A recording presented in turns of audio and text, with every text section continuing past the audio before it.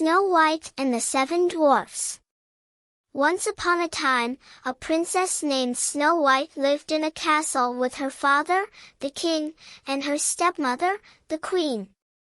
Her father had always said to his daughter that she must be fair to everyone at court. Said he, people come here to the castle when they have a problem.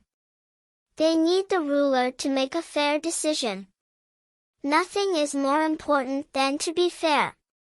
The queen, Snow White's stepmother, knew how much this meant to her husband. At the first chance, she rushed to her magic mirror. "Mirror, mirror, on the wall," said the queen. "Who is the fairest of them all?" "Snow White is the fairest of them all," said the magic mirror. "What?" yelled the queen. "No one is more fair than I. The queen must have the best of everything, everyone knows that. What could be more fair?" "Snow White is the fairest of them all," repeated the magic mirror. "What do you know, you're a mirror," roared the queen. And she stormed off. Still, the queen was bothered. So bothered was she that the queen decided to be rid of the girl, once and for all. "I cannot wait another day," she declared. The queen called for her servant, a huntsman. "Find a reason to take Snow White deep into the woods," she said, pointing her long finger at the servant. "Then kill her." The huntsman was shocked. But she was the queen, and what could he do? The next day he took Snow White into the woods. As he drew his knife to slay her, Snow White turned around. "Look," she said, taking something out of her pocket. "You have always been good to me." She held in front of him 6 perfect arrowheads that she had carefully shaped. "Do you like them?" she said. "They are for you." "Snow White," said the huntsman, "I cannot do this." "Of course you can take these," said Snow White. "That's not what I meant," said the servant. He dropped to his knees. "How can I say this to you? The queen, your stepmother, ordered me to kill you," he said. "But I cannot." "She did what?" Snow White called out with alarm. "You must run away," said the huntsman. "Far into the woods. Now! And never come back to the castle." Snow White turned and ran into the woods as fast as she could. Deeper and deeper she ran. It was getting dark, and the wolves were starting to howl. She tripped and her skirt was torn. Tall tree branches seemed to reach down to the very ground to grab her. She was scratched, bleeding, and scared. Yet she ran on and on. Then all of a sudden, far away, there was a light. Who was living so deep in the woods? She stepped up closer. It was a cottage. Yet no sound came from the cottage, only light from the windows. "Hello," she said, knocking softly on the door. "Hello?" No answer. The door was a little bit open. She opened it some more and stepped in. "Hello, is anyone home?" She looked around. What a mess!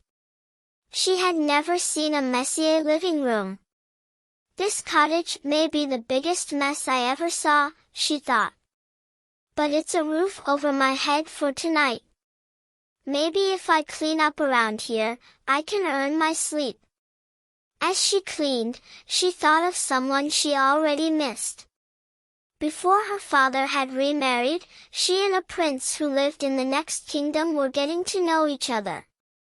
They would take long walks in the royal garden and tell each other stories, and laugh.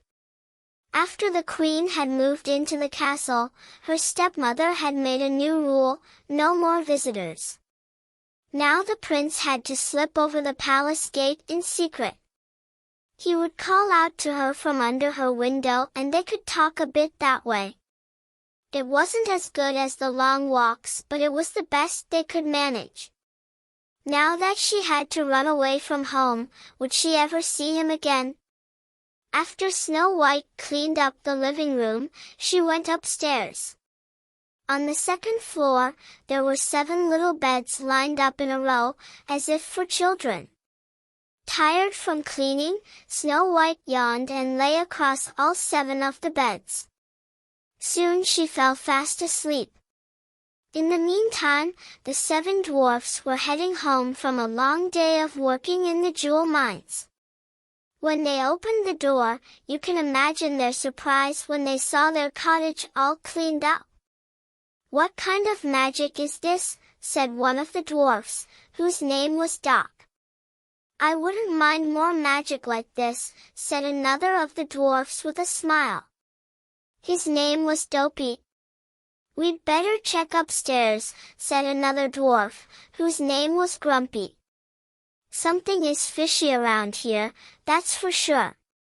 There, lying across all their beds, was a young lady, fast asleep. "Who are you?" said all the dwarfs at once. Snow White bolted awake. The 7 dwarfs could tell she was as surprised as they were. Soon they all relaxed and shared their stories. Snow White learned their names: Bashful, Doc, Dopey, Grumpy, Happy, Sleepy, and Sneezy. She told them all about her stepmother. That her stepmother had tried to get the huntsman to kill her, that the huntsman had set her free in the woods, and that she could never go back home again. "Stay here, with us," said Bashful. "That's sweet," said Snow White. "But if I were to stay here at your home, I would have to do something for all of you." "You already cleaned up our place," said Sneezy. "Keeping the house clean will be easy," said Snow White, "as long as we all pitch in. I will let everyone know what part they can do, and I will do my share too, of course." "That's fair," said Happy. "But there must be something else I can do for you," said Snow White. The 7 dwarfs shrugged. "Do you know how to read?" said Document. "We have these books filled with wonderful tales and would love to be able to read them." And so it was agreed that Snow White would teach them how to read. To celebrate their new friendship, Snow White and the 7 dwarfs sang and danced the night away. The next morning before they left for work, the 7 dwarfs warned Snow White she must not open the door to anyone. After all, who knows what evil her stepmother might do? The princess nodded in agreement, and the dwarfs left the house. The princess prepared her first reading lesson. She also prepared a good hot meal for the 7 dwarfs when they returned home that night. And so the days passed. Back at the castle, the queen marched up to her mirror. "Mirror, mirror on the wall," she demanded, "who is the fairest of them all?" "Snow White is the fairest of them all," said the magic mirror. "That's impossible," screamed the queen. "The girl is no longer alive. Snow White lives," said the magic mirror. And an image was shown on the mirror of Snow White living in the cottage of the 7 dwarfs. The queen turned red with rage. She screamed, "Who does she think she is? Snow White will not get away with this." At the cottage of the dwarfs the next afternoon, when the 7 dwarfs were away at work, there was a knock on the door. "Who is it?" said Snow White. She remembered the warning of the 7 dwarfs not to open the door to anyone. "It's only a poor old woman," came a squeaky voice, "selling apples." Yet it was the evil queen, disguised as an old woman. "It's raining out here, my dear," said her voice through the door. "Please let me in." Poor thing, thought Snow White, having to go door to door selling